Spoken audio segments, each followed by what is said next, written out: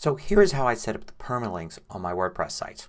Of course I do it in a variety of different ways for different sites, but I rarely use the defaults.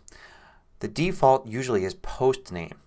So you end up with your domain name like wptipsandhacks.com, then slash, and then the permalink for the post, and then another slash. Now to me, a little bit old school, this kind of looks like a folder to me, right? This is a directory of stuff, not a page. So I've never really liked this. And I've always thought that maybe search engines don't like it either, but probably so many people use it that search engines don't care. When I think of a page at a website, I always think of something that ends in .html. So I always set up a custom structure. And here's what I do with custom structure. I do it one of two ways. I very often do it like this. I just have postname.html. So this will basically give me, like, if it's WordPress permalink tips, it'll be WordPress permalink tips.html. And I think this looks much more natural when you are viewing the page. I think it's much more natural for structure and all of that. Now if you're using categories extensively, then you may want to add this to it. Having this category here. So it's doing slash and then the category name and then another slash. There's a slash hidden there between the percent symbols, and then post name.html.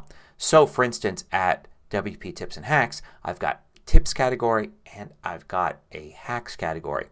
And this post would be wptipsandhacks.com /tips/ and then the permalink, permalink tips or whatever I'm going to call this post .html. And to me this looks really good, especially if you have two or more categories you're using all the time. At macmost.com I don't divide things up into categories that way so much.